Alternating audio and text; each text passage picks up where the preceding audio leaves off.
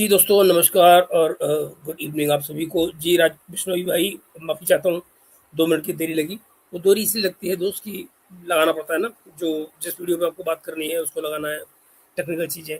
तो पोस्ट पहले हो जाता है आपके लिए और थोड़ा-सा 2 मिनट का टाइम लगता है उसमें। एनीवे, सो हम शुरुआत करते हैं दोस्तों। मामला हुआ क्या है? मामला ये हुआ है कि अचानक आज शाम मुझे आप दोस्तों में से कुछ लोगों ने एक वीडियो फॉरवर्ड किया मुक़द्दर खान का, जहाँ पर वो ये कह रहे हैं कि 15 अगस्त को मुझे बड़ी हैरानी हुई सुनकर उनका ये वीडियो। जी पुदो भाई, नमस्कार, हाय।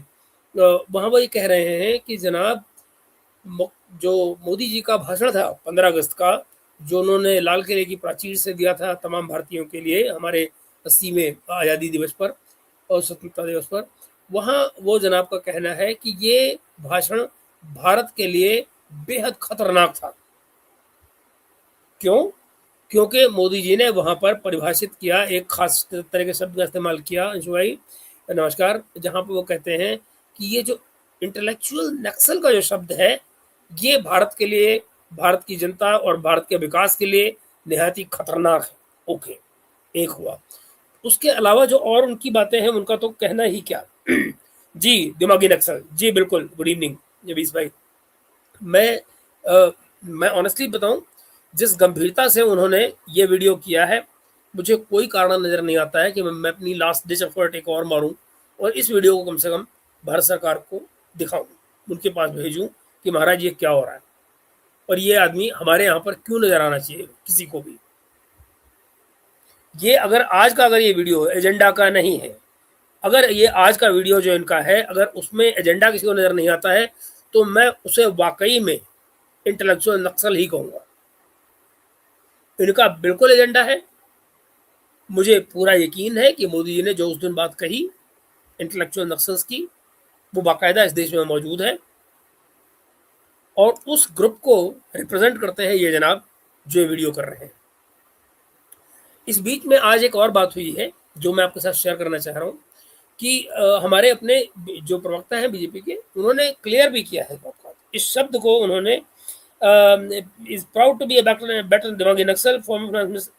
जी, इन्होंने तो ये भी कहा था कि भारत को ज़रूरत क्या है हमारे न्यूक्लियर हथियारों की। ये जो पी चिदम्बरम साहब हैं, ये वही महापुरुष हैं जिन्होंने एक ज़माने पे ये भी कहा था। पार्लियामेंट की रिकॉर्ड पे स्पीच मौजूद है उनकी, आप बाकायदा यूट्यूब करके गूगल कर सकते हैं। ये सरेआम ये मौजूद है उनकी ऑफिशियल रिकॉर्ड पर कि वो पार्लियामेंट के अंदर ये कह रहे थे, हमें क्या ज़रूरत है न्यूक्लियर वेपन्स की, यू नो। तो जी बिल्कुल, आप चंद्रशेखर यादव भाई बिल्कुल ठीक बात कह रहे हैं कि 3000 लोग जो हैं वो चिदम्बरम के होम मिनिस्ट्री जब होम मिनिस्टर थे तो 3000 लोग मारे गए थे हमारे यहाँ। जी, तो वो क्या कहने इन इन लोगों का बेटी भाई है। मैं नहीं समझ पा रहा हूँ कि उनको कैसे हैंडल किया जाएगा। क्या है ये न्यूक्लियर को अपोज कर रहा था। जी एग्जैक्टली, मैंने वही कहा ना, पार्लियामेंट में हमारी खड़े होकर इसने कहा है। और जी क्या है, यूपीआई को खराब बोला था। जी बिल्कुल, एग्जैक्टली एग्जैक्टली। और आप ये देखिए कि यूपीआई हमारी इस सरकार के टाइम पे कितना ग्रो हुआ है। इनफैक्ट चाइना को हमने बीट किया है इसी टेन्योर के अंदर। जब 2014 में सरकार आई थी, उस समय पर हम बहुत पीछे थे चाइना से। तो उससे उसके बाद में हमने जो ग्रोथ की है वहाँ पर, उसका कहना ही क्या। तमाम दुनिया भारत को सलाम करती है इस बात के लिए, जिस किस्म का डिजिटल इंफ्रास्ट्रक्चर हमने खड़ा किया है। कितने ही लोग कॉपी करने की बात करते हैं, जर्मनी वगैरह में इसको लेकर कॉपी करने की बातें हो रही हैं। जी, दाते वाला आय है, बिल्कुल बिल्कुल बिल्कुल। मैं चंद्रशेखर भाई, आपके इस बारे में जो कमेंट आ रहे हैं ये इंपॉर्टेंट है। मैं इन सबको इस चर्चा का हिस्सा बनाऊंगा, एक तरफ से सबको। फिलहाल मैं अपनी बातचीत की तरफ आगे बढ़ता हूँ, आप कमेंट करते रहिएगा, मैं एक एक कमेंट को लूंगा बिकॉज मेरे लिए आपके आज के कमेंट जो है वो बहुत इंपॉर्टेंट है। आइए, तो मैं आपको दिखाता हूँ कि सबसे पहले हमारे द्विवेदी जी ने क्या कहा आज इसके बारे में। क्या कहते हैं, ये जो इन्होंने इंटरनेशनल नक्सल की जो बात आ रही है, इसको उन्होंने कैसे परिभाषित किया है। फिर हम जरा चलते हैं और आपको दिखाते हैं कि मुक़द्दर खान साहब क्या कह रहे हैं। जरा सुनिए। कि संयोग देखिए कि माननीय प्रधानमंत्री जी ने स्वतंत्रता दिवस पे बोला था और आज नाग पंचमी आते आते ये जितना दिमागों में जहर था वो सब पूरे दिमाग से उजागर होकर उन्होंने खुद स्वीकार कर लिया कि हम क्या बिल्कुल हैं। जी। तो मैं सिर्फ अंत में यह कहना चाहूंगा कि माननीय प्रधानमंत्री जी ने जो संकेत दिया है ये बहुत सहज और स्वाभाविक है। इसके लिए किसी बिल्कुल। को दिमाग पे जोर लगाने की जरूरत नहीं है, सिर्फ बिल्कुल। आंख खोलकर देखने की जरूरत है। उसे दिखाई पड़ेगा कि दिमागी नक्सल कौन है। दिमागी नक्सल वो है जिसको हाफिज में साहब नजर आता है, याकूब मेनन में जुडिशियल किलिंग नजर आती है, जिसको बिल्कुल। ओसामा में जी नजर आता है, जिसको जाकिर नायक में शांति का मसीहा नजर आता है, जिसको बिल्कुल। इशरत जहां में बेटी नजर आती है, बुरहान बेशक। वानी में भटका हुआ नौजवान नजर आता है, और भारत के सेना अध्यक्ष में सड़क छाप गुंडा नजर आता है। ये है वो दिमागी नक्सल। और एब्सोल्युटली। आज हर भारतीय को इस चीज को सिर्फ आंख खोलकर देखने की जरूरत है और कान खोलकर समझने की जरूरत है। स्वतः समझ में आ जाएगा। और उन लोगों ने जब स्वयं स्वीकार कर लिया है तो हमें लगता है अब किसी प्रकार का कोई संदेह या किंतु परंतु किसी देशवासी के मन में नहीं रह गया है कि जो माननीय प्रधानमंत्री जी ने कहा था कि कांग्रेस अब मुस्लिम लीगी माओवादी कांग्रेस हो गई है, तो अब उन्होंने खुद कह दिया है कि वो सिर्फ मुस्लिम लीगी माओवादी कांग्रेस नहीं बल्कि दिमागी नक्सल कांग्रेस भी हो गई है। ये उन्होंने स्वयं स्वीकार कर लिया है। जी, और मैं इस बात से पूरी तरह दोस्तों सहमत हूँ। मुझे इसमें कहीं कोई हिचकिचाहट नहीं है कहने में कि जो ये बात सुधांशु द्विवेदी जी ने कही है 100% बिल्कुल सही उतरती है। और आप में से देव चंद्रशेखर भाई हमारे जो कमेंट कर रहे हैं, आप गौर से आप दोस्त पढ़िएगा, ये बिल्कुल सही इशारा कर रहे हैं। इनके राज में क्या कुछ हुआ है वो कहना मुश्किल है।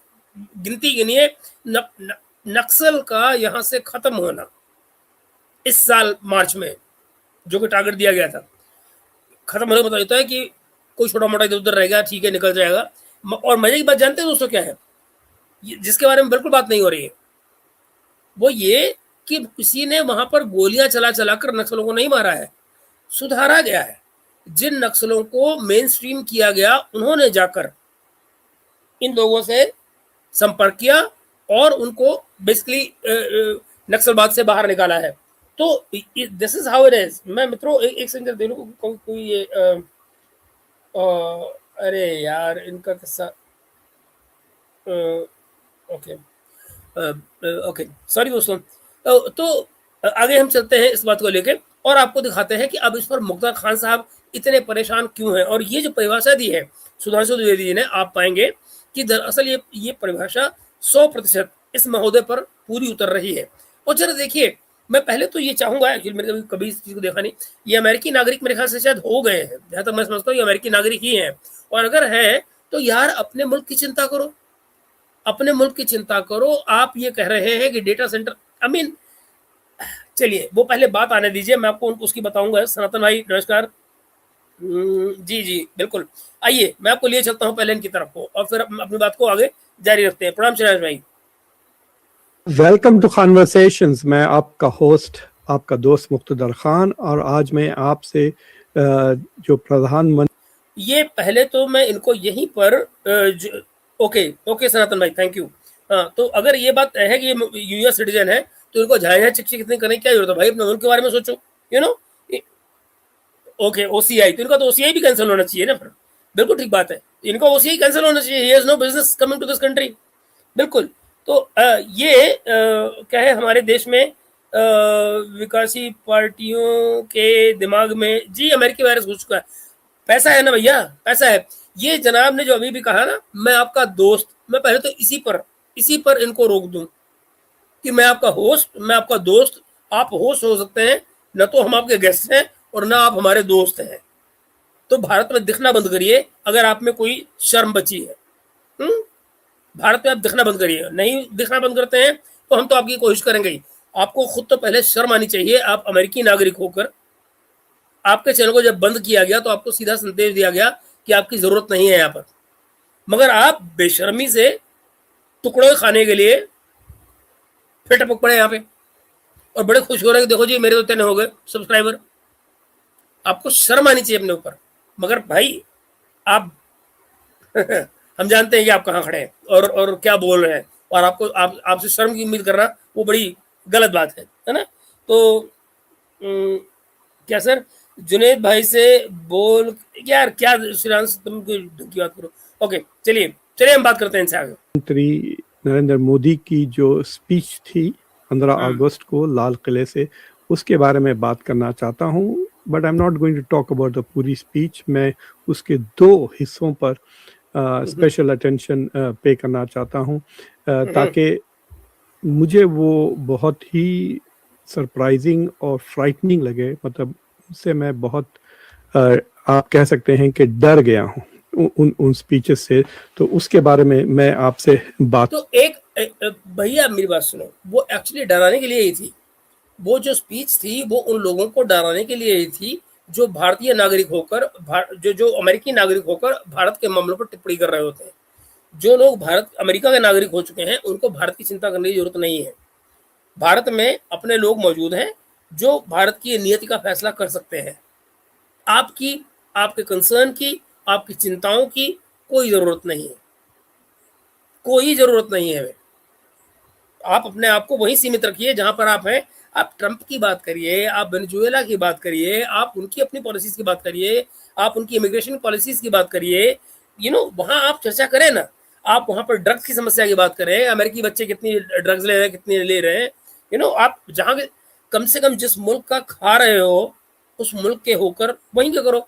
या फिर आप ये बताइए कि क्या आप उस मुल्क के पेड हैं जो आप मेरे मुल्क में इंटरफेरेंस कर रहे हैं? क्या आपको वो मुल्क, बिकॉज आप उनके सिटीजन है भाई, आपने वोट ली उनके कॉन्स्टिट्यूशन के लिए। हमारे यहाँ डुअल सिटीजनशिप नहीं है। जब आपने अमेरिकी सिटीजनशिप ले ली तो आप वहां के हो गए, आप हमसे मुक्त हो गए। जब आप भारत मुक्त हो गए हैं तो आप भारत युक्त बनने की कोशिश काहे कर रहे हैं भाई? आपका खानदान का कोई बचा हो तो उनको बुलाइए अपने यहाँ, जान छोड़िए हमारी। हमें हमारे हाल पर छोड़िए जनाब। हमें आपकी जरूरत नहीं है, आपके कंसर्न की जरूरत नहीं है। और इस डेमोक्रेसी को, जो हमारे देश की डेमोक्रेसी है, ये कोई जरूरी नहीं है कि अमेरिकी डेमोक्रेसी से मैच करे। अमेरिकी डेमोक्रेसी अमेरिका के लिए, भारत की डेमोक्रेसी भारत के लिए। और भारत की डेमोक्रेसी की शेप क्या होगी ये भारत का अपना जो जनमानस है वो तय करेगा। उसके लिए आपकी जरूरत नहीं है। आप कौन है मेरे लिए? आप एक अमेरिकी हैं, बस, इससे ज्यादा कुछ नहीं। ये वही मुल्क है जिसने आपको कभी एजुकेशन दी थी, जिसके बल पे आप कभी अमेरिका में गए थे, जिसके बल पे आपको वहां की सिटीजनशिप मिली थी। मगर वो बातें आप भूलिए। हमने सब छोड़ा। जब हमने आपको छोड़ा, जिस दिन आपने हमारा पासपोर्ट छोड़ा, उस दिन आप हमसे छूट गए। अब आप हमसे परे हो ना, हमारी जान छोड़े यार, बहुत हो गया। करूंगा। तो जो ओवरऑल उनकी स्पीच थी, इट वाज बॉयलर प्लेट। जिस तरह वो हर बार कहते हैं कि हम भारत को ये बना देंगे, भारत को वो बना देंगे, आत्मनिर्भर बना देंगे, दुनिया का सबसे अमीर इकोनॉमी बना देंगे। ये तो 2019 से 14 से हम सुनते आए हैं कि भारत 2021 में $5 ट्रिलियन की बन जाएगी। लेकिन ये 2026 है, अभी तक 5 ट्रिलियन का मुश्किल से 4 ट्रिलियन पे पहुंची है भारत की। 4 ट्रिलियन क्या तुम्हारी यूपीआई ने पहुंचा, जो तुम्हारी यूपीए वाले थे उन्होंने पहुंचाई थी क्या? 1991 में भारत जो है जब गया था आईएमएफ में तो किसकी बदौलत गया था? 1970 के दौरान में भारत की प्लानिंग कमीशन को जो लोग हेड कर रहे थे वो कौन लोग थे? क्या वो वही लोग थे जो 1991 में भी बाद में आए थे और जिन्होंने अपनी ही पॉलिसियों को उल्टा किया था? फिर तो ये जिनको आप सपोर्ट कर रहे हैं, जिनकी एक्विजिशन आप हमको सुना रहे हैं कहानियां, उनकी बात आपने कभी की क्या इतने सालों में? उनकी भी बात करें ना, उनकी भी बात करें जो वंदे मातरम, चलते वंदे मातरम को रुकवाने की कोशिश करते हैं, जिनको देश का राष्ट्रगान ही पसंद नहीं आता है। अर्थव्यवस्था फिर अब कह रहे हैं कि शायद 2030 में बनेगी। लेकिन इस तरह के तकरीरें आपने पहले भी सुने हैं कि हम ये कर देंगे, वो कर देंगे, हम विश्व गुरु बन जाएंगे। भैया 10 से हम 6 पर आए ना। आपकी तकलीफ ये है कि हम 10 से 4 पे क्यों आए और 4 से 6 पे क्यों गए? तो भाई ये कौन है भाई? ये सालो तुमने कम से कम भाषा तो सुधार लो, गंदे। ऑलराइट, चलिए। तो जरा सोचिए दोस्तों, नंबर 10 से अगर ये इकोनॉमी हम लेकर 10 से 4 पे आए और 4 से हम 6 पर गए, ग्लोबल हालत क्या है वो आप देख लीजिए दुनिया भर में। और उसके बाद में हमको ये अंग्रेजी बोल के सिखा रहे हैं कि साहब हम 4 से 6 पे क्यों गए, मगर ये नहीं बताते कि हम 10 पर क्यों थे। हम 10 पर क्यों थे, ये नहीं याद आएगा इनको। क्यों? क्योंकि वो नैरेटिव को सूट नहीं करता, वो नैरेटिव जिसको फॉलो करना है। हम सब नारियों को आज़ाद कर देंगे, उनको कोटा दे देंगे। क्या ये क्या मतलब है, नारियों को आजाद कर देंगे? ये बात कब हुई? और जिन नारियों को हमने आजादी दी है, जरा कभी उनकी बात करो ना, जिनको ट्रिपल तलाक से आजादी दिलाई है, करो ना उनकी बात। अगर नारियों की ही बात, या वो नारियों नहीं गिनती, उनकी गिनती नारियों में नहीं होती क्या? दिलाई ना आजादी भैया। जो लोग इस देश में मकान बनवाकर इसी सरकार का खा रहे हैं, लाख 2 लाख रुपया उनसे लेते हैं और उसी मकान को बार बार पूरे खानदान के फोटोग्राफ दिलाकर वसूली कर रहे हैं, जरा मुझे बताएंगे वो कौन लोग हैं? गिनती गिनाने शुरू करूं मैं? अरे कैसी बातें करते हो, सारी कम्युनिटी तुम्हारी लूट के खा गई यहाँ पे हम लोगों को, है लूट के आज भी खा रहे हैं, और बात करो तो समझ में नहीं आती कुछ, फिर भी कमाल है। A lot of this, we will do this, we will do this. जब मैं बड़ा होऊंगा तो मैं डॉक्टर बन जाऊंगा, जब डॉक्टर बन जाऊंगा तो महल बनाऊंगा, महल बनाए। जी बिल्कुल वैसे ये जो शेख चिल्ली वाली बातें आप कर रहे हैं ना, हम जानते हैं दरअसल आप क्या कह रहे हैं, आप वही बात कर रहे हैं। वो ये जो मक्का में जो हुआ है, इससे भारत डर जाएगा, इससे ये तीनों मुल्क बड़े मजबूत हो जाएंगे, पाकिस्तान बड़ा मजबूत हो जाएगा, पाकिस्तान ये कर लेगा, भारत पीछे हट जाएगा। अबे ये क्या था जो पिछले हफ्ते भर से गाना गा रहा है तू? है बिल्कुल ठीक कह रहे हैं मुखिया जी। वक्फ बोर्ड की बात की है कभी? वो जो वक्फ बोर्ड के अधिकारी हैं, वो उसी जमीन को किराए पे देके उसका पैसा खा रहे हैं। वो पैसा कौन ले रहा है, पता है कुछ? कभी बात की है? कभी तुमने मुस्लिम समाज की बात की है कि मुस्लिम समाज में किस सुधार की जरूरत है भारत में? तुम तो यहीं से आते हो ना, भारतीय समाज को तुमने देखा है ना, कभी बात की ना? तुम्हें खाली भारत में मुसलमान सेकंड क्लास सिटीजन हो गया है, जैसे कल वो आरफा दीदी के पास बैठे हुए थे अपनी, है ना, वहां एक कहानी सुना रहे थे हमको।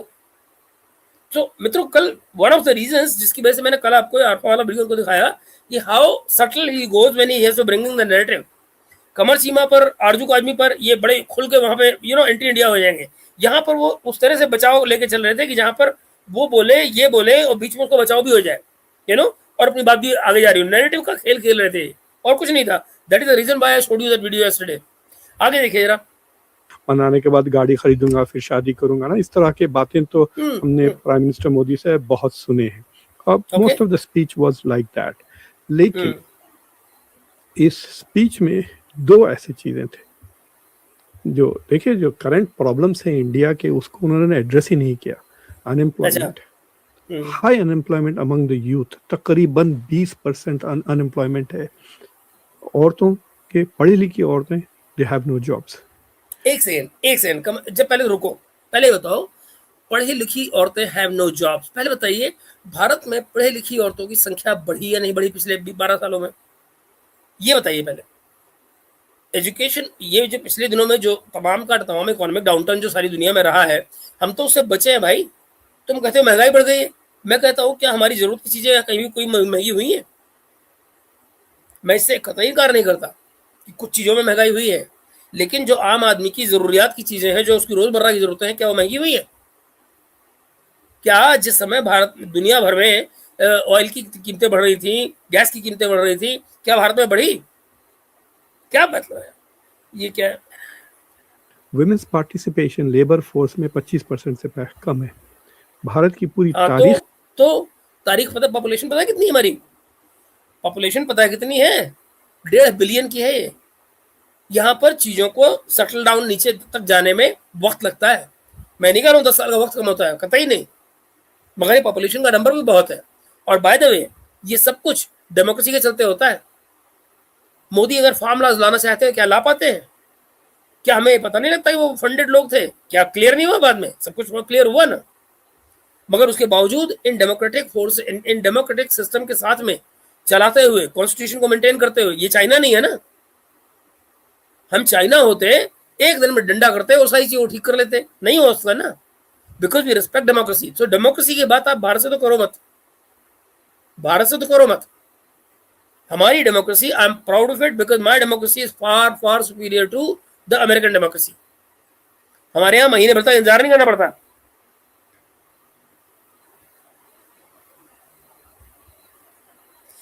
राहुल, क्योंकि बेटा तुम हो हरामी की औलाद।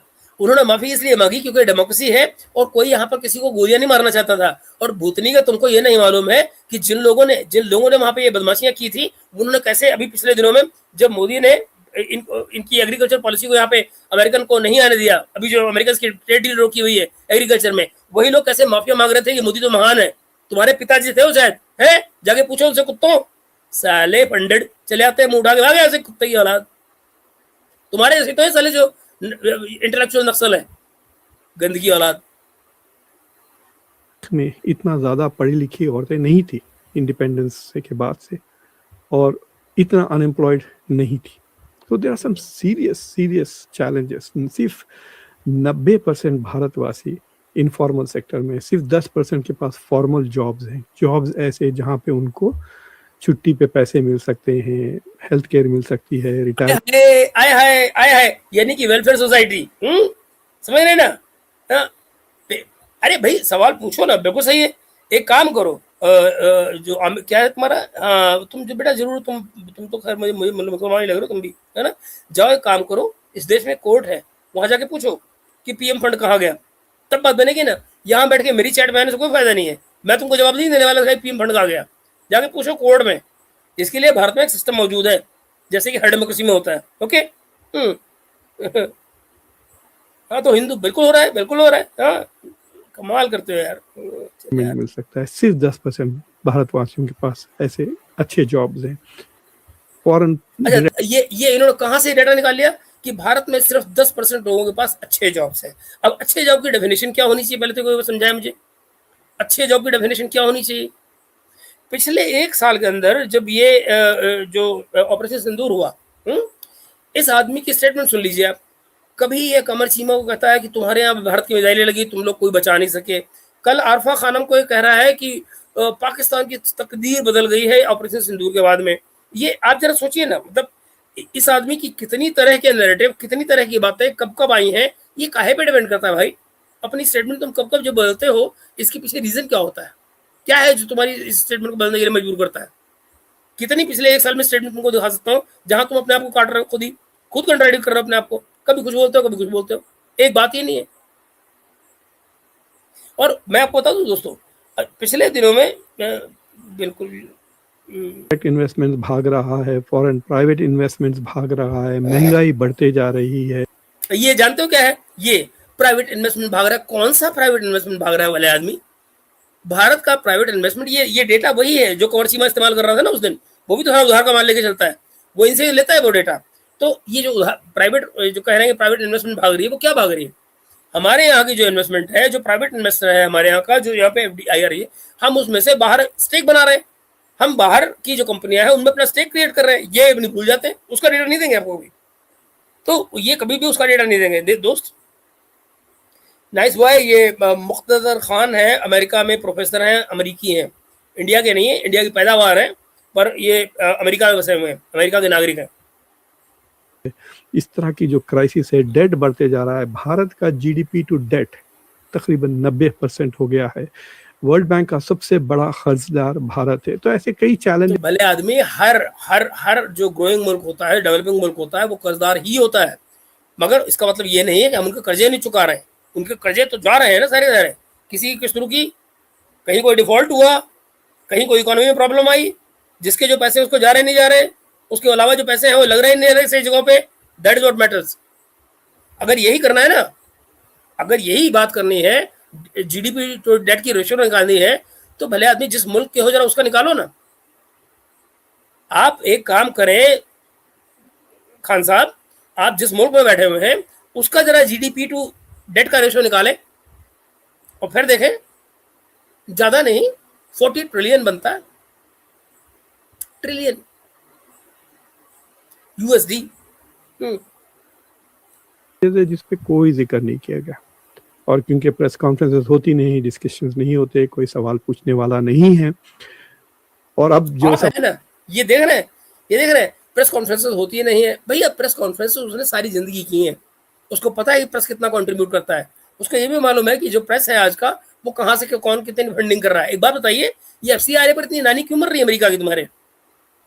अब मैं आपको बता दूं कि आपका एजेंडा कहाँ से आ रहा है, ये वहीं से आ रहा है। आप लोगों की मौत क्यों आ रही है? इसीलिए आ रही है क्योंकि FCRA आ रहा है और अमेरिका वालों को तकलीफ हो रही है। यू नो, याद रखो, FCRA आके रहेगा। सिर के बल खड़े हो जाओ, सारे के सारे सिर के बल खड़े हो जाओ, कोई माई का लाल FCRA टाल नहीं सकता। जरूरत पड़ी ऑर्डिनेंस से आ जाएगा और बिल पास हो जाएगा अगले 70 में, टेंशन नहीं है, पर बच नहीं सकते आप उससे। सवाल पूछते हैं वो उनको भी साइलेंस कर दिया जाएगा। तो दो इश्यूज पे उन्होंने बात की। सवाल होना एक बात होती है, सवाल का नहीं है। सवाल ये है कि आप कितने वैलिड क्रिटिसिज्म कर रहे हैं आप मेरे मुल्क। और सेकेंडली, पहली बात तो आपकी हैसियत क्या, आप कौन है? Who are you to bring any kind of opinion of yours on my country? मेरी कंट्री में पढ़े लिखे लोग जिनका आप जिक्र कर रहे हैं, जो अनएम्प्लॉयड हैं, वो बड़े आराम से अपनी समस्याओं को निपटा लेंगे भाई। तुम कौन हो? बिल्कुल वो बिग मेडिसिन है। क्या है यह बस बैल, बिग बुल जो है ना, तू है बैल, है ना, तेरी समझ में नहीं आएगी, है ना। FCRA से आने से क्या होगा क्या नहीं होगा, ये आने वाला वक्त बताएगा।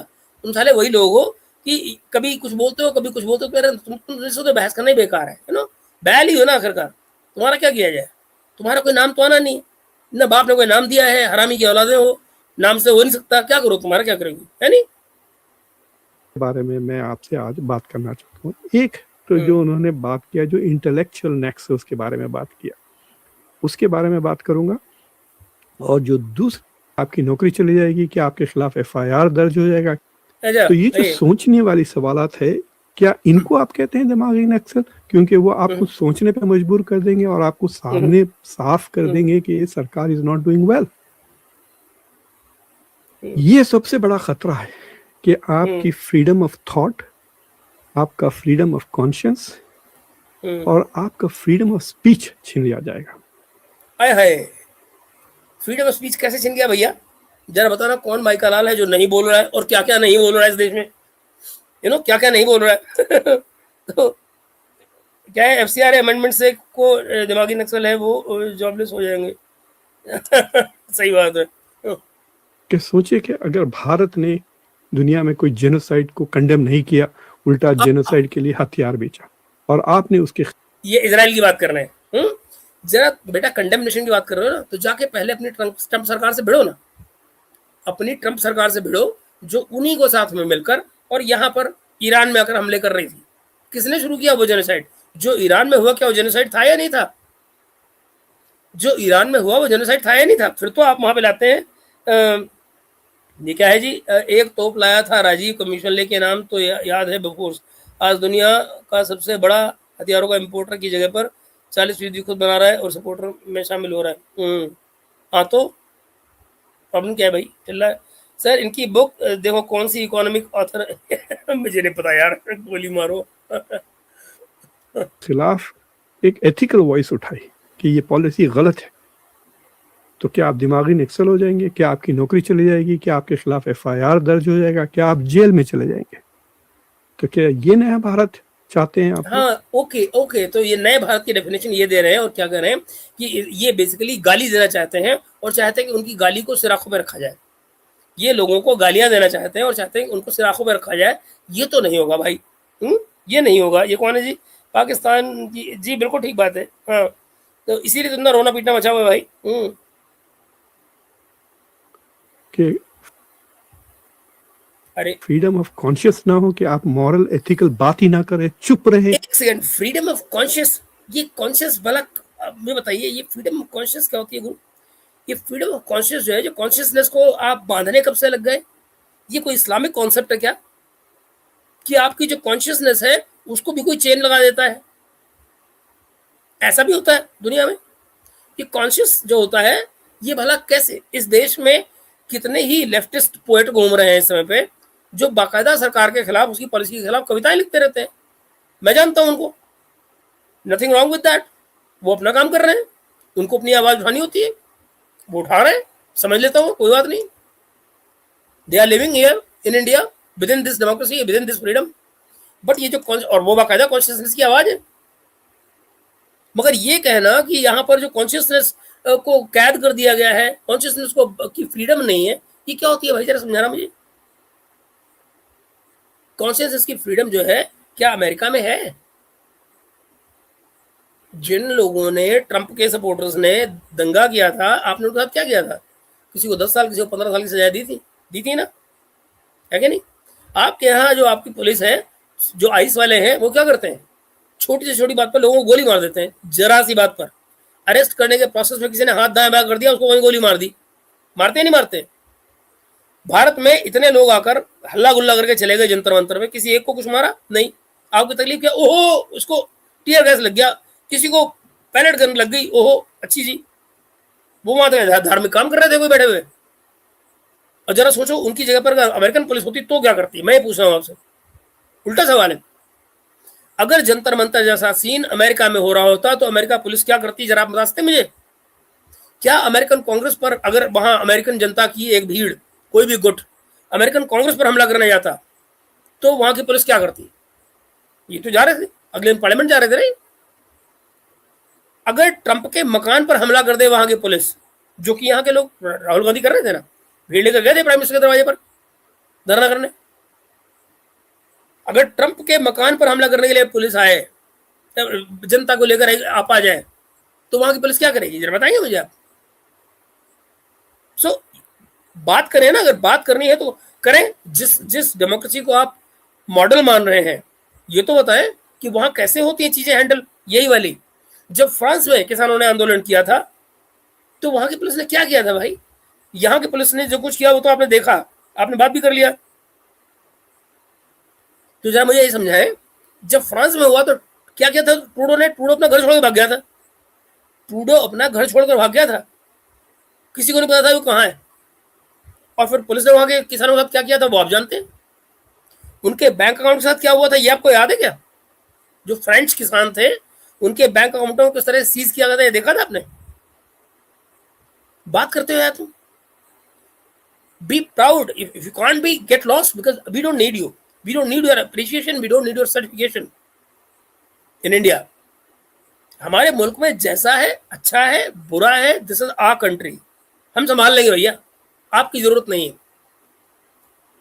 क्योंकि आप तो पढ़ने वाले हो, आपको खबर पता चल गई, लेकिन बाकी के सारे तो खाली गोदी मीडिया देखते हैं, उनको तो कुछ खबर नहीं मिलेगी। तो वो जो बेवकूफ़ी की बातों में आकर वो वोट डालते चले जाएं।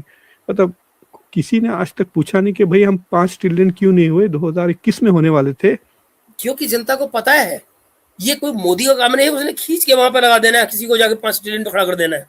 दुनिया को, भारत के निवासियों को, भारत के लोगों को, भारत के नागरिकों को पता है कि दुनिया की हालत क्या है और इकोनॉमी कैसे ग्रो हो रही है। We are getting better to better, हम बेहतर हो रहे हैं लगातार। हमें कोई इस तरह की हाई चिकचिक नहीं हो रही है। और दूसरी बात, हमें इस सिस्टम के अंदर रहकर ही ग्रो करना है। जो हमारा सिस्टम है उसके अंदर रह के ग्रो करना है। हमें चाइना की तरह ग्रो नहीं करना है कि हम अपने ही लोगों को कह दे मोहम्मद नाम नहीं रखते आप किसी को। क्या हमारे देश में कह सकता है कोई? कभी क्या कहते हैं, आपका नाम क्या है, मुख्तार खान, कभी सोचा है, कभी आपने आपके प्रोग्राम में शिनजियान की आवाज उठाई है? कभी अपने उम्मा के तो लोग हैं आपके, है ना, आपकी उम्मा के लोग हैं, कभी आपने बताया कि शिनजियान में क्या होता है? घर पे कुरान हो, मार निकालते हैं सालों को, है ना। नाम मोहम्मद रखना गुनाह है, आप मोहम्मद नाम नहीं रखते किसी का, है ना। आप मुझे क्या कहते हैं कि वो आप और आपका जो सौतेला भाई साजिद तरार, है ना, वो ये कहते हैं वो साहब आई लव मोहम्मद लिखना मना है ना। अबे वो रहने दे, इट वाज पीसफुल प्रोटेस्ट। तेरी सलाह चाहिए मुझे, है? जाके पहले मम्मी से अपना नाम पूछ गया, नाम होगा नहीं, चले आएंगे सोशल मीडिया बात करने। ऐसे लोगों से मुझे सख्त नफरत है दोस्तों, जिनका अपना कोई नाम ही नहीं होता है। झूठा मूठा नाम, आई एम फोन नंबर रख के आ जाएंगे, क्या मतलब बनता है यार? तुम्हारे में क्या बात करूं? If you don't have your identity and you don't want to reveal your identity, get lost. कोई बात है ऐसे, कोई मतलब how do I take you seriously even? तो दैट इज वन थिंग। दूसरा, आपको सोचने की काबिलियत, फ्रीडम ऑफ थॉट कैसा आएगा अगर आपको वो सारे लोग जो आपको चैलेंज करते हैं, वो सोर्सेस, वो वेबसाइट्स, वो मैगजीन्स, वो अखबारात जो सरकार के प्रोपेगेंडा के अलावा कोई दूसरी बात करे, अगर उनको बंद कर दिया गया तो फिर आप कैसा सोचेंगे? ये बकवास है। मैं आपको बताऊं खान साहब, मैं ऐसे लोगों को पर्सनली जानता हूं जो मोदी के खिलाफ, इस सरकार के खिलाफ लिखते थे पॉलिसीज में। Do you know what? और अमेरिका में रहते थे, तुम्हारे मुल्क में, तुम्हारे मुल्क में रहते थे। मैं पर्सनली जानता हूं उनको, जिनको मोदी ने बुलाया इंडिया में, आज वो भारत सरकार के साथ में काम कर रहे हैं। उनको अमेरिका से यहां बुलाया और ये कहा गया कि भैया मेरी बात सुनो, बैठ के बाहर से क्रिटिसाइज कर रहे हो, तुम अंदर आके काम क्यों नहीं करते? अगर तुम्हें पॉलिसी में चेंज चाहिए, अगर मैं आपको कभी मिलवा दूं जिन लोगों ने फार्मर्स लॉ लेकर आए थे, वो लोग कौन थे, सिर पटक लेंगे आप।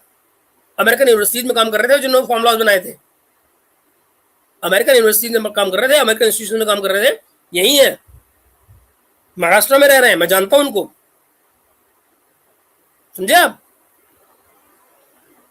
तो सर तुम्हारी जैसी सोच है, ये जो इंटेलेक्चुअल नक्सल जिनकी आप बात कर रहे हैं, और जो आप खुद है, इसके अलावा भी और हिंदुस्तानी है जो अमेरिका में रहते हैं, जो वहां से आए हैं और कंट्रीब्यूट कर रहे हैं। आप जानते हैं कुछ?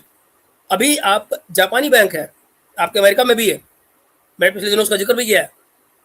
हमारे यहाँ पुणे में अभी उसने ब्रांच खोली है, 2000 लोगों को उन्होंने हायर किया है।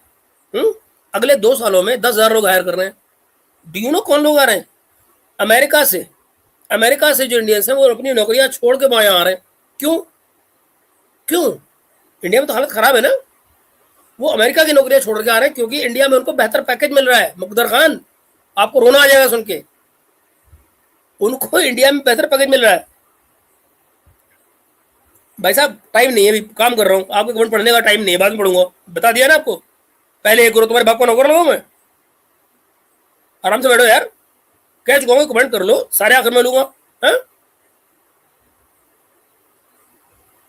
If you're not getting alternative information, how मैं आपको बता रहा था जापानी बैंक के बारे में, और वहां जापान से, अमेरिका से लोग छोड़ के यहाँ नौकरियां करने आ रहे हैं कि भाई हमारा घर भी नजदीक रहेगा, माँ बाप हमारे वहां पे हैं, हम अपने वहां नौकरी कर रहे हैं, और अमेरिका से बेहतर पैकेज उनको मिल रहा है। इमेजिन कीजिए, ये क्या कह रहे हैं, भारत की इकोनॉमी डाउन जा रही है।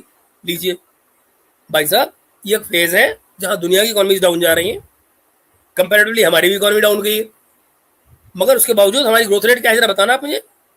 अब तुम्हारी नानी मर जाएगी बताने में, क्यों? वहां तुम क्या कहोगे, नहीं नहीं ये तो मोदी ने फेक नंबर दे दिए हैं।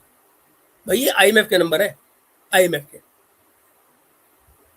वर्ल्ड बैंक अगर लोन देता है ना तो कोई एहसान नहीं करता है, वो इकोनॉमी को देख के करता है।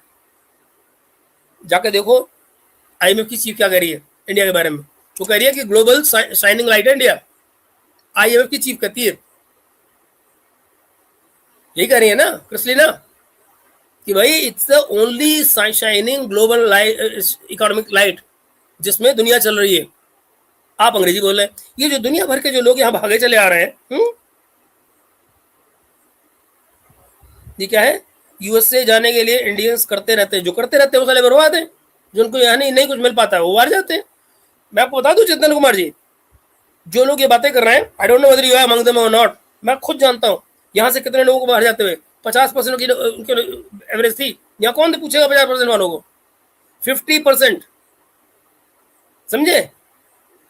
यहाँ का जो 50% वाला है ना, यूरोपियन यूनिवर्सिटी उसको भाग भाग के ले रही है। मैं खुद जानता हूँ लोगों को ऐसे, एक नहीं कितनों को। आज वो उन्हीं की कंपनी में काम कर रहे हैं। परसेंटेज क्या थी? 50%। कौन पूछता है भैया? will you think? तो आपकी फ्रीडम ऑफ थॉट खत्म हो जाएगा, और फ्रीडम ऑफ स्पीच तो खत्म हो ही जाएगा, बिकॉज देन आप जैसा। बेटा फ्रीडम ऑफ स्पीच की बात कर सकता हूं मैं, फ्रीडम ऑफ थॉट ऐसी कोई चीज होती नहीं है। थॉट किसी के बस में होता ही नहीं है। Nobody can control thought. Thought को नहीं कंट्रोल करता। मुकद्दर खान, इतनी पढ़ाई लिखाई तुम्हें आनी चाहिए थी ना। थॉट पे कंट्रोल कुछ नहीं होता। कुछ बोलेंगे सरकार के कि ये अर्बन नक्सल है, इनको मार डालो।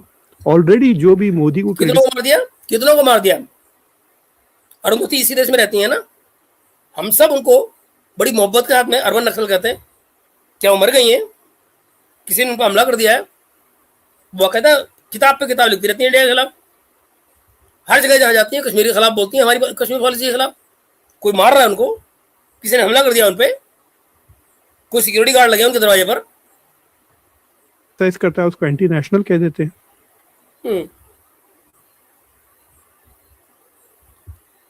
So this country is going in a very very dangerous thing. ये बहुत ही खतरनाक बात है। पूरी स्पीच में अगर आपको ये बात सुनने में आती है तो this is against India constitution. इसमें और भी दूसरी चीजें हैं, रिलीजियस फ्रीडम। तो अब इंडियन कॉन्स्टिट्यूशन का फैसला भी आप करेंगे जनाब अली? इस देश में एक सुप्रीम कोर्ट है जो कॉन्स्टिट्यूशन की रखवाली करती है, आपकी जरूरत नहीं है उसको। We don't need Americans to talk about Indian constitution, okay? So thank you very much but no thanks. जो गारंटी है कॉन्स्टिट्यूशन की और कॉन्स्टिट्यूशन के प्रोटेक्शन की, that is with Supreme Court. और बाय द वे, हमारे यहाँ सुप्रीम कोर्ट के जजेस जो हैं वो आपके अमेरिका की तरह से पॉलिटिकल पार्टियां नहीं चुनती है, प्रेसिडेंट नहीं चुनता है, वो खुद ही चुन रहे होते हैं अपने आप को, अपने मालिक खुद होते हैं। और जानते हैं कुछ, सरकार देला उनको कुछ नहीं कर सकती, कुछ नहीं कर सकती उनका सरकार। That is how liberal they are, at liberty they are. So मैं आपको बार बार कहता हूँ ना कि अपनी डेमोक्रेसी देखिए, जहां पे आप हैं, जिस मुल्क के आप हैं, जिस कॉन्स्टिट्यूशन की आपने ओथ ली है, उस कॉन्स्टिट्यूशन की बात करें। मेरे कॉन्स्टिट्यूशन की बात मत करिए, इंडिया के कॉन्स्टिट्यूशन की बात आप मत करिए। उसके लिए हमारे पास एक सुप्रीम कोर्ट है जो अपना काम कर रही है। Thank you. की बात अभी मैं कर ही नहीं रहा।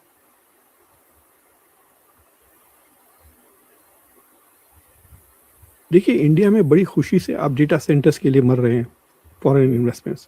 यहाँ पर हम डेटा सेंटर्स हमारे पास आ रहे हैं, हम उसके खिलाफ कैंपेन कर रहे हैं बिकॉज उसका एनवायरमेंटल जो कॉन्सिक्वेंसेस है हमको पसंद नहीं है। आया है तो आपको क्या पसंद नहीं है वो आप जाने।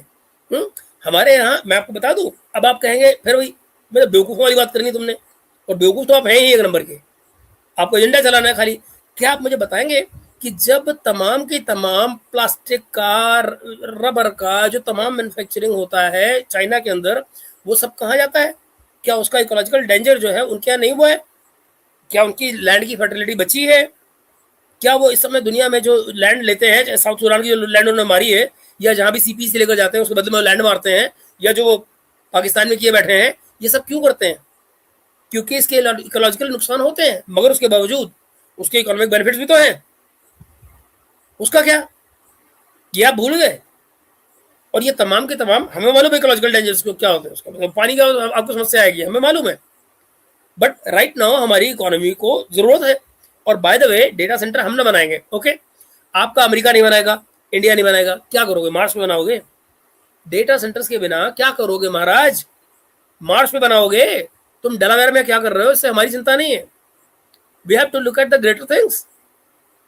जो हमारा ग्रेटर कॉमन गुड है, we have to look after that and let us decide that. भाई, we are not Delaware, India is not America.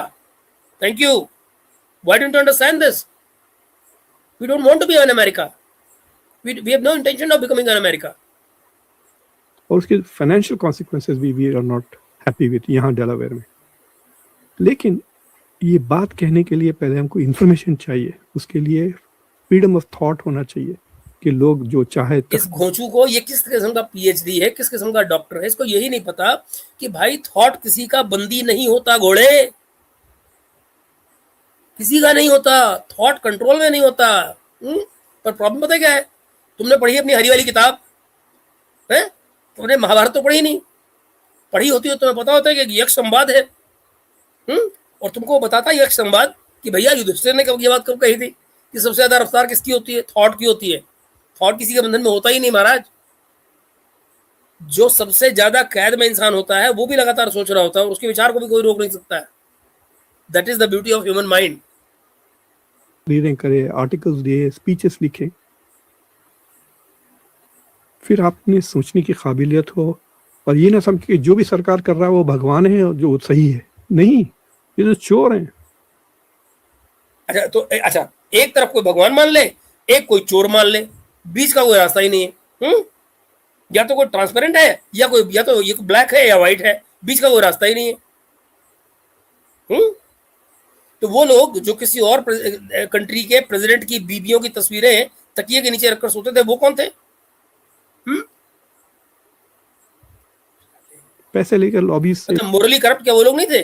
Morals की बात तुम करते हो, वो लोग क्या मोरली करप्ट नहीं गिने जाते हैं? जो किसी दूसरे मुल्क के प्रेसिडेंट की बीवी की तस्वीरें अपने तकिए के नीचे रख के सोते हो हैं? जब किसी दूसरे मुल्क के प्रेसिडेंट की सॉरी किसी दूसरे मुल्क का जो हमारे यहाँ वाइस चांसलर रहा हो, उसकी बेटियां जो है वो लिख रही हो किताबों में कि मेरे पिताजी मेरी माँ को इस्तेमाल करते थे जब नेहरू से कोई काम करवाना होता था। किताबें हैं इसकी, मैं नहीं कह रहा हूं, उनके अपने परिवार वाले कह रहे हैं।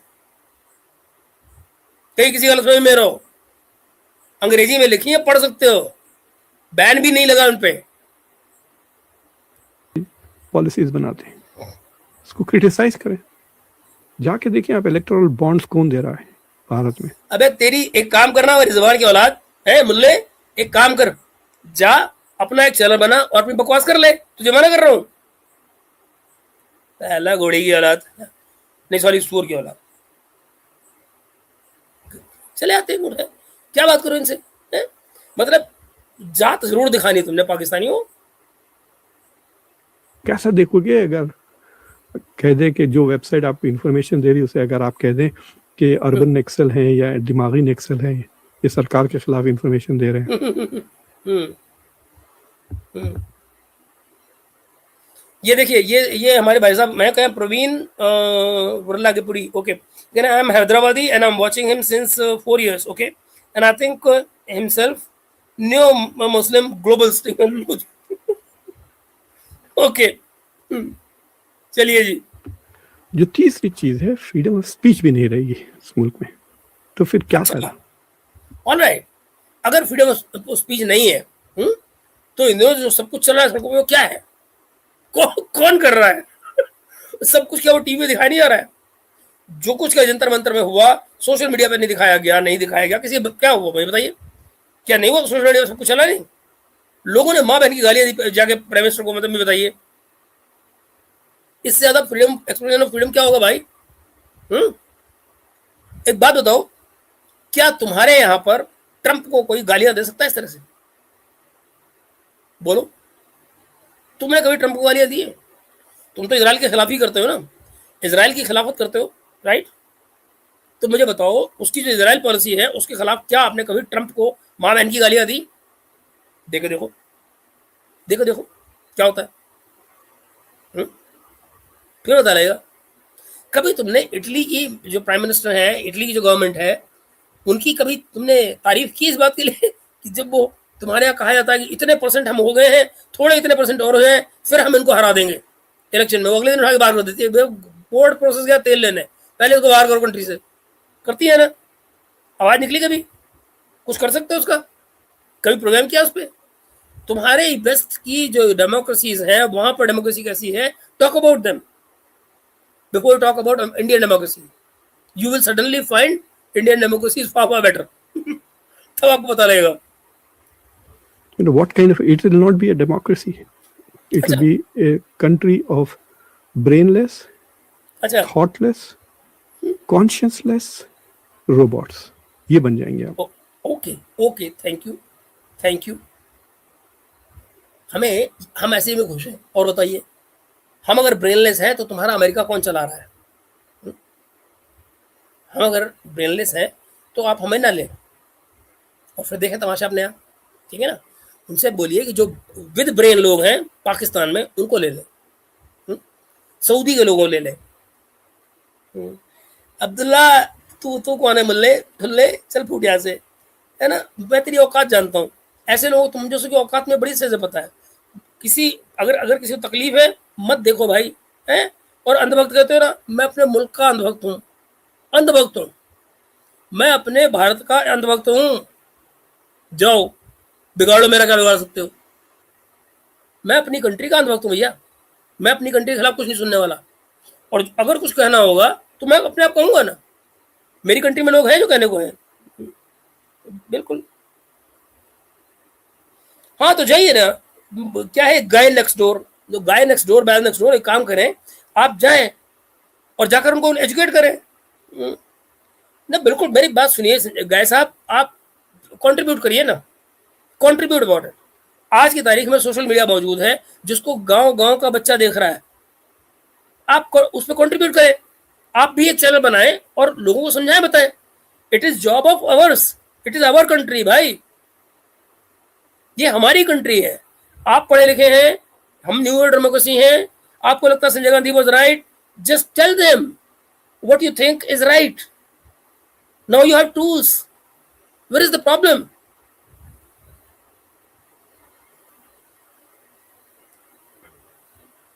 This is very very scary. ये जो फ्रीडम ऑफ स्पीच और फ्रीडम ऑफ कॉन्शियसनेस के खिलाफ जो कैंपेन आ रही है, मैं हैरान हो रहा हूँ, ये आदमी बार बार फ्रीडम ऑफ कॉन्शियसनेस कर रहा है, इसको मतलब भी नहीं पता what is freedom of consciousness. In fact मुझे सीरियसली नहीं लगता है कि whether he knows what is consciousness. I mean, how does one imprison a consciousness? ये क्या तरीका है भाई बात करने का और कहने का और अपनी बात सामने रखने का? And these are educated people, intellectual, supposedly intellectual people. वो बहुत खतरनाक है। उसके मैं दो छोटे से मिसाल दूंगा, उसके बाद आप लोग समझ जाएंगे कि मैं क्या है।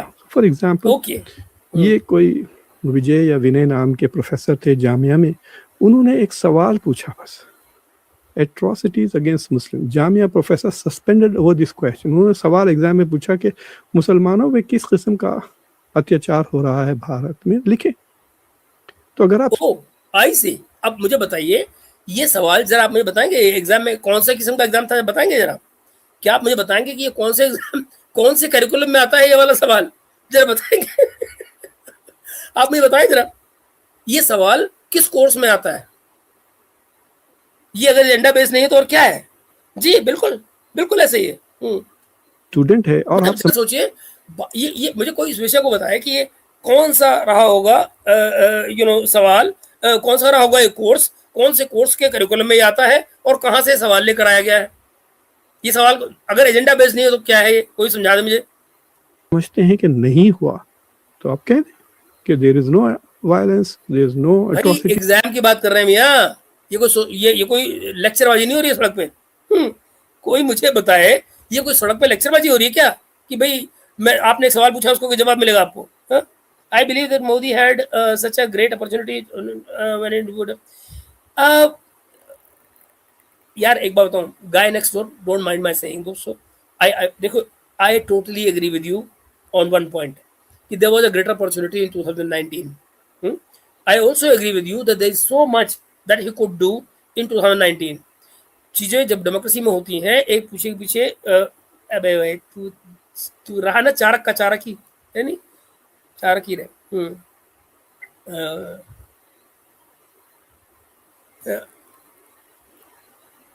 ये कहाँ था, मुस्लिम कहाँ गया? ये रहा मुस्लिम। मुस्लिम बेटा तुम्हारी यहाँ जगह ही नहीं है, ये जगह let's take it like this कि नहीं है जगह, है ना?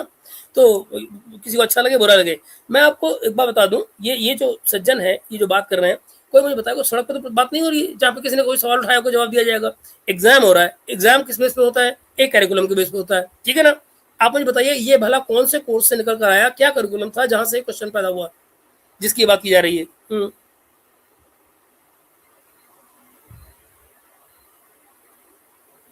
आपको जो ठीक लगे भैया, बड़ी अच्छी बात है, पर वोट देने वाले इस कंट्री के लोग होंगे ना, कोई मुख्तार खान नहीं होगा, है ना?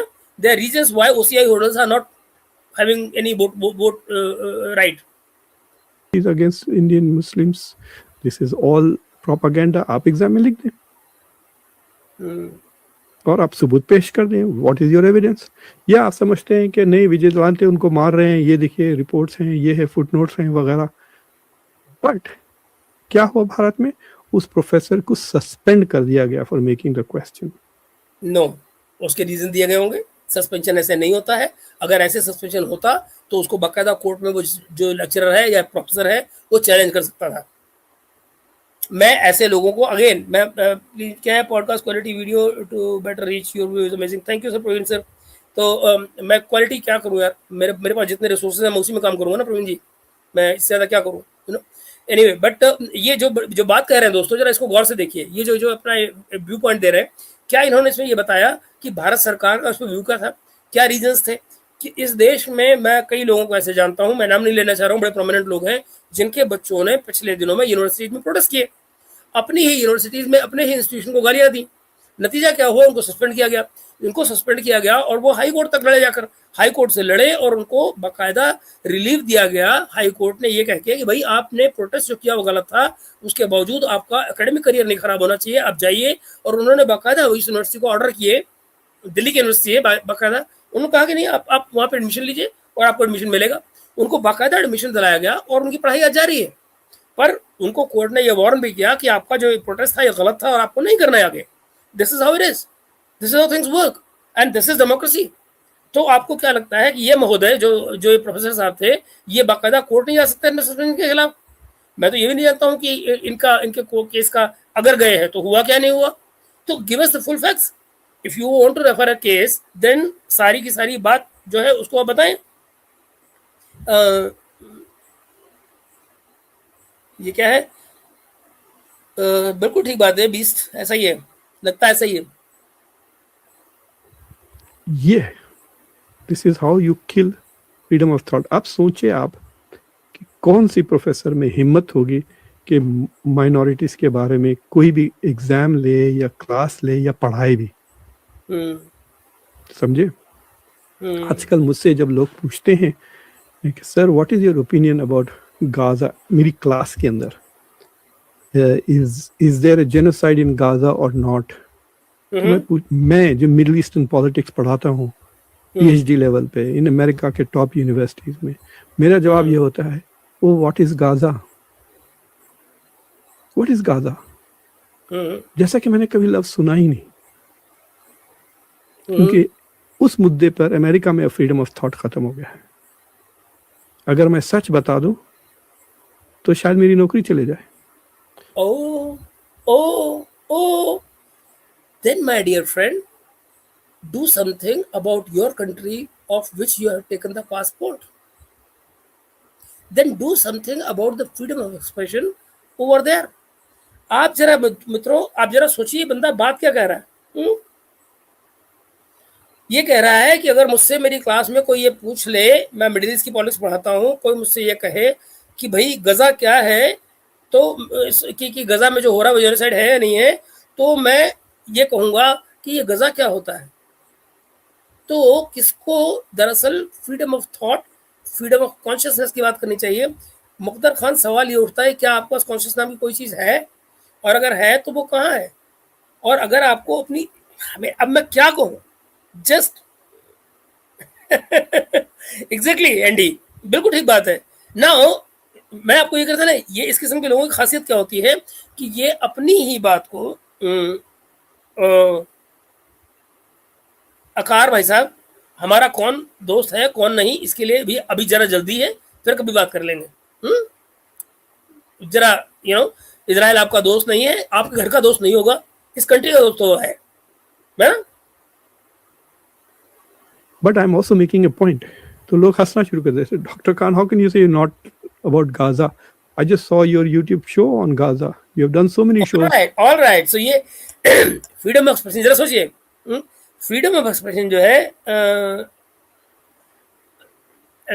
लिसन अकार, कोई और जगह देखो यार, this place is not meant for you, get lost.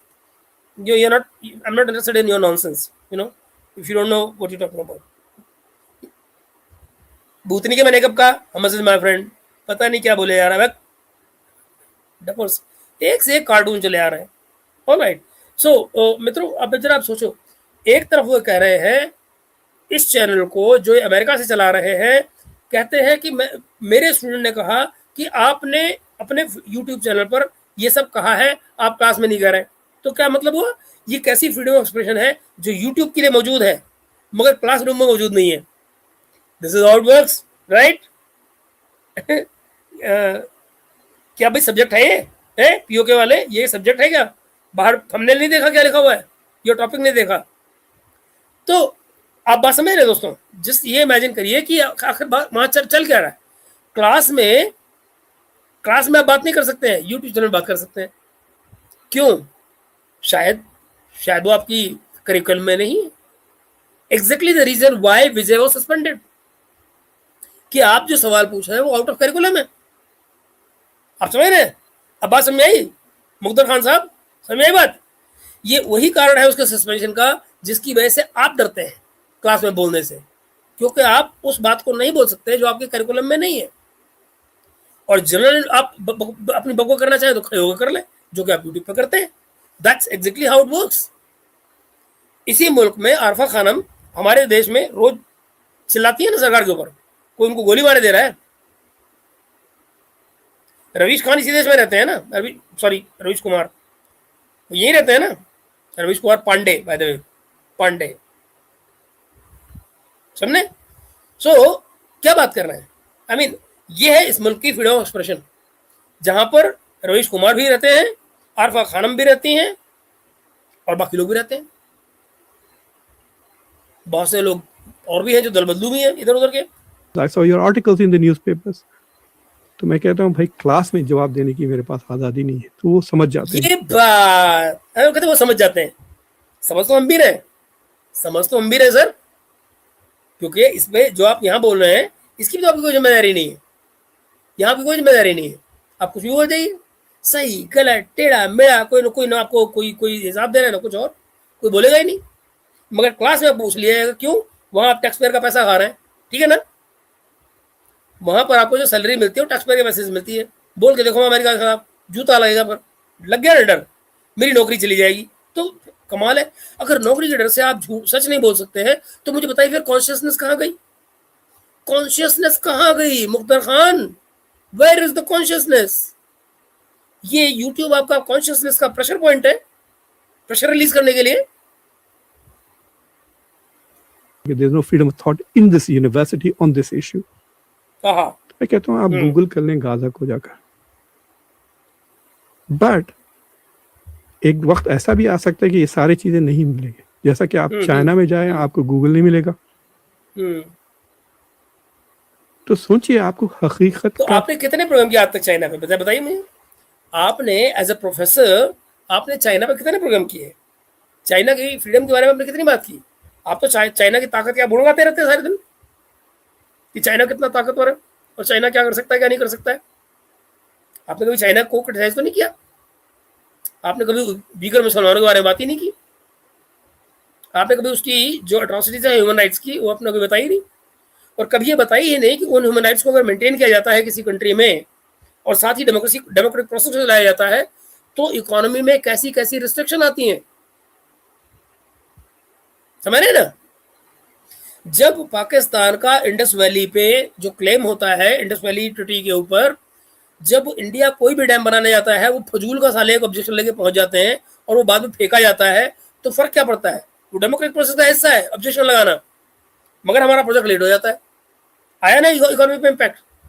Democracy जो प्रोसेस होते हैं वो हमेशा इम्पैक्ट डालते हैं इकोनॉमी के ऊपर, ये एक सच्चाई है। अब चाइना जैसे मुल्क को दिक्कत नहीं है तो इकोनॉमी की भाग रही होती है, इसीलिए भैया आप मोदी को कह लो कि भैया नहीं बना पाया 5 ट्रिलियन इकोनॉमी, कोई दिक्कत नहीं, हम 4 की बन के खुश है।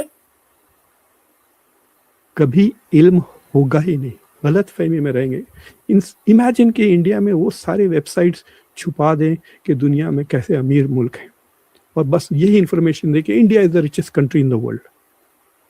कोई प्रोफेसर कोई दूसरी बात बोले उसको नौकरी से निकाल। किसने कहा? कौन से प्रोफेसर ने आज तक ये कहा है? Tell me which professor on this country in this country India has ever said India is the richest country? Who has said this? कौन बोलता है लैंग्वेज? यानी कि तुम कुछ भी बोलो और उसको बता दो कि इंडिया की बकवास है। I mean, कोई सबूत नहीं, कोई जिम्मेदारी नहीं। This is what the beauty of this channel is. जहां यूट्यूब पे आप बैठे हुए इस प्लेटफॉर्म की, आप कुछ भी बोल दो उसको लोग सच मान के बैठ जाएंगे। कोई प्रोफेसर किताब लिख दे उसके ऊपर FIR कर दे तो आप you will believe that you are the richest country in the world when you are not even in the top 100 GDP per capita अगर ले आप ह्यूमन डेवलपमेंट में। ओ हीरो, पर कैपिटा क्या होती है पता है? इकोनॉमिस्ट बनते हो, पर कैपिटा पता है?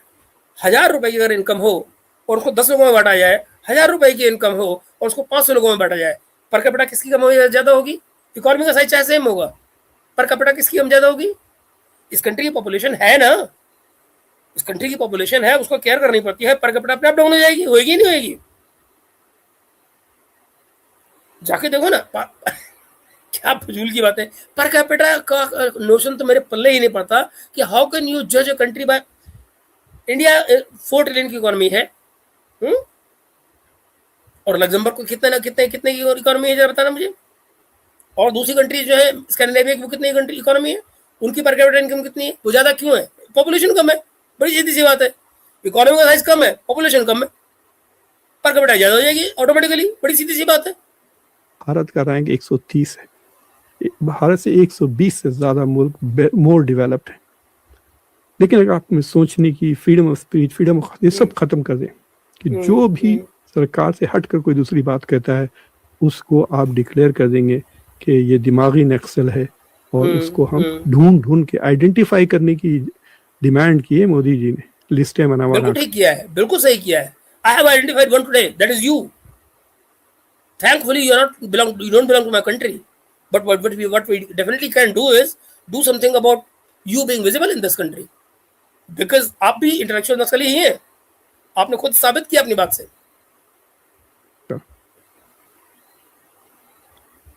That is the destruction of the country. Collapse हो जाते हैं दुनिया में, जहाँ पे फ्रीडम ऑफ थॉट नहीं है वहाँ पे रिसर्च और वगैरह नहीं होता। एक और रियली तो फिर ये चाइना जो है अमेरिका से रिसर्च में आगे कैसे निकल गया? कमाल करते हैं। आप जरा सोचिए, ये क्या है? अरे भाई, स्विट्जरलैंड की एवरेज मंथली इनकम, जी एग्जैक्टली हाँ, बिल्कुल ठीक बात है। एग्जांपल दे देता हूँ, फिर I will move on from this issue. ये प्रोफेसर महमूदाबाद खान, इनके बारे में मैंने एक शो भी किया था। इन्होंने एक ट्वीट दिया बस कि ऑपरेशन सिंदूर में वो कर्नल कुरैशी नाम की फीमेल मुस्लिम वुमेन और एक मुस्लिम और एक हिंदू वुमेन ने शायद प्रेस कॉन्फ्रेंस की, तो उसने कहा कि भाई ये खाली दिखावे के लिए करना नहीं है, it should be in reality also. इतना कहा, उसको अरेस्ट करके। एक second, what should be in the reality? Tell me, ये जो स्टेटमेंट आप दे रहे हैं इसका मायने क्या है? इट सिर्फ दिखावे के लिए नहीं होना चाहिए, और इसका जो रियलिटी में होना चाहिए। रियलिटी में क्या होना चाहिए? Is miss Qureshi not working in Indian army? Are the women not represented in Indian army? Are they not working there? Of course they are. तुम वो जनरेशन से वहां काम कर रही है उनकी family. We all support her, we respect her. तुम्हारे जैसे लोगों में क्या जरूरत आ गई? तुम अपना साला ये जो चूर्ण लेकर आते हो मजहब का, इसका हम क्या करें वहां पे? Why are you bringing Miss Qureshi into this controversy? उनका नाम लेने की भी आपको क्या जरूरत है? वो इंडियन आर्मी में है and we are proud of it. बंद कर दिया। 2 हफ्ते के बाद बेचारे को बेल मिली ना। इसी कंट्री के लीगल सिस्टम ने उसको बेल दी ना, बट उसको वार्न भी किया गया कि भाई जरा संभाल के अब अपनी अकल का जरा सही इस्तेमाल करो। कितने दिनों के बाद, बट ही वाज अरेस्टेड। सोचिए आप फेसबुक पे एक पोस्ट लगाते हैं जिसके बेसिस ये बकवास करने की जरूरत है भाई। अभी तो आप देखते जाइए मुख्तार खान साहब, आपके मुल्क में कौन कौन अरेस्ट होता है जब गवर्नमेंट गिरती है जाती है। तो अगर ऐसा ना होता मुख्तार खान, तो आपके प्रेसिडेंशियल पार्डन एक दिन पहले, पावर छोड़ने से एक दिन पहले प्रेसिडेंट जो है वो क्यों देता है लोगों को? जो तुम्हारा प्रोफेसर था चाइना वाला, उसको क्यों दिया गया था? फौची को प्रेसिडेंशियल पार्डन क्यों दिया गया था? बाइडेन ने अपने बेटे को ही प्रेसिडेंशियल पार्डन क्यों दे दिया था? ये डेमोक्रेसी है? ये डेमोक्रेसी है जिसमें आप रह रहे हैं? उसके खिलाफ आप कुछ नहीं बोल पाते। वो डेमोक्रेट्स की थी तो ये कर रहे थे, आज ये दूसरे वाले बैठे हुए रिपब्लिकन वाले, वो अपने घर में कह रहे हैं मैं तो यार इनसाइड इन्फॉर्मेशन हमारे घर में जाती रहती है, मेरे बच्चे इस्तेमाल भी करते हैं। लो जी, कर लो बात। इनसाइड ट्रेडिंग होती है अपने घर के अंदर, और पूरी बेशर्मी के साथ प्रेसिडेंट कर रहा है। मित्रों, मेरा उद्देश्य ये था, क्योंकि ये प्रोग्राम बहुत लंबा हो रहा है और अभी मैंने इनका प्रोग्राम को आधा किया है, तो मुझे नहीं मालूम कि मैं इसके प्रोग्राम को आगे कंटिन्यू करूं, क्योंकि और भी चीज़ों दूसरे प्रोग्राम भी करना है, बहुत लंबा हो जाएगा ये। तो मैं इस प्रोग्राम को दरअसल यहीं रोक रहा हूँ। मेरा इरादा ये था कि मैं आपको ये दिखा दूं कि दरअसल ये बात क्या कर रहे हैं, इनकी बात का तत्व क्या है। होने के लिए तो आप ये कह सकते हैं कि हम इनके प्रोग्राम को और भी आगे लेके जाके बात कर सकते हैं। अभी 14 मिनट का प्रोग्राम हुआ है और ये टोटल प्रोग्राम जो है वो करीब लगभग आधे घंटे का प्रोग्राम है। तो आप खुद भी देख सकते हैं कि प्रोग्राम को मैंने कहा था, but honestly speaking I don't think I need to continue with this because it's already 1 घंटा 10 मिनट का प्रोग्राम हो चुका है। तो मैं इसको यहीं रोक रहा हूँ। कमर चीमा भी आ गए, उनको मुझे मैसेज आ रहा है लोगों का कि भाई कमर चीमा का प्रोग्राम आ गया, उस पर बात करें। मैं उस पर आता हूँ आपसे बस आधे घंटे बाद, तुरंत आ रहा हूँ उसको लेकर, कमर चीमा वाले प्रोग्राम को, उस पर बात करते हैं फिर अपन। जी बिल्कुल ग्रेविटास, बिल्कुल ठीक कह रहे हैं आप, बिल्कुल एग्जैक्टली। तो अब मैं इसको